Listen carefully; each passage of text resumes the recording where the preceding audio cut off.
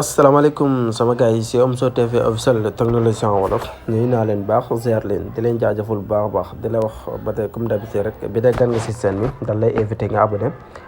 te nga bës cloche notification bi tey partagé ndax ngay mën a jot suñ ay yeneen i vidéo yi ni dugal ay astuces yu am njëriñ si scène bi di seen Omzo TV officiel technologie en wolof. tey nag dañ leen indilaat beneen astuce bu am solo naka ngay modifier wala ngay changer sa numéro téléphone bu xamante ne si ne moom nga defal sa compte cloud wala tamit sa email bi nga xamante ne si ne moom nga associé woon sa compte cloud bi naka ngay def pour modifier ko parfois tamit numéro ba nga siy def da nga koy perte wala tamit nga toog ba mu yàgg nga bëgg a changer numéro bi nga defoon sa compte cloud pour sécurité compte beeg yooyu loolu boo ko bëggee changer da ñuy topp si vidéo bi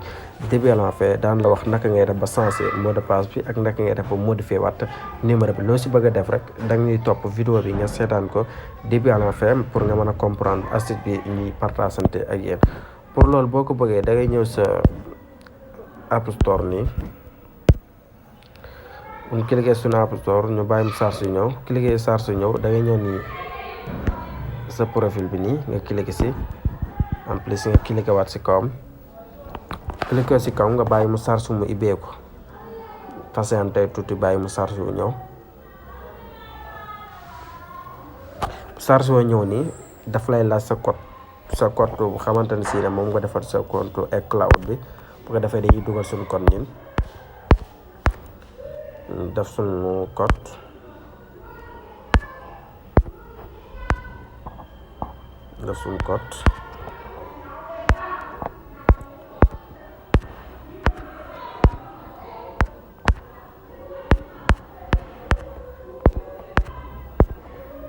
léegi ñu cliquer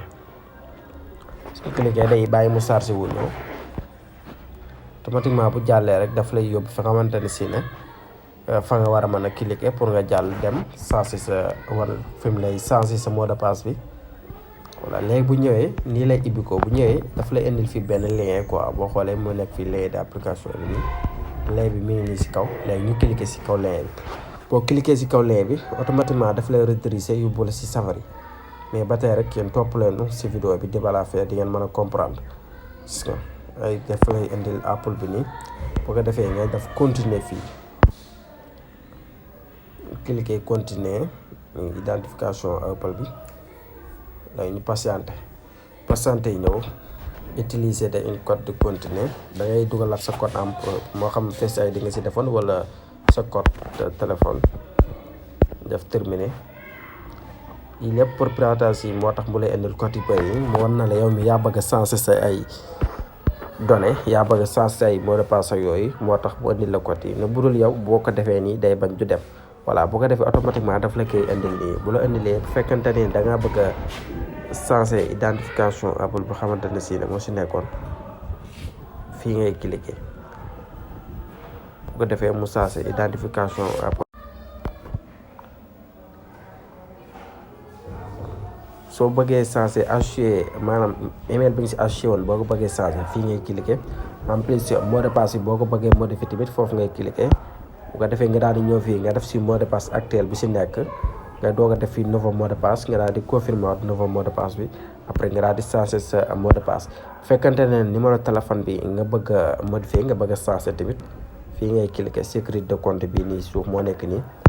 nga cliquer si boo si cliquer automatiquement daf lay indi fii nga def plus bi fii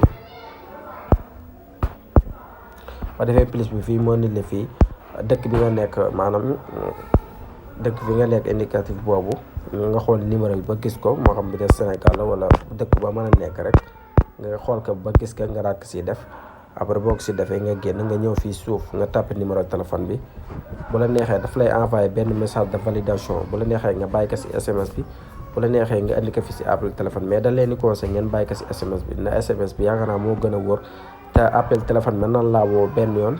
moo xam nga jàpp wala jàppoo te bu la woowaatee tamit en plus code bi benn yoon lan la koy joxe boo ko jàppal tamit mën na la indil ay problème moo tax dañ leen di conseillé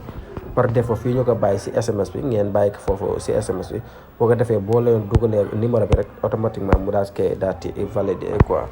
voilà j'espère que nag gars yi astuce bi leer na yaakaar naa nii leen di changer bëri na méthode nag yaakaar naa méthode bii nag moo si gën a yomb te moo si gën a pratique pour nga modifier sa numéro de téléphone wala sa mot de passe wala nga email bi xamante ne si moom nga associé woon sa compte iCloud foofu la koy modifier yaakaar naa moo gën a yomb j'espère que ne gars yi nag astuce bi leer na di leen wax rek ngeen wéy di abonné bu baax te partage day aimé vidéo yu baax ndax moo lay gën a mën a jàppale si biir YouTube bi xanaa di leen dig daje rek à la prochaine vidéo incha allah.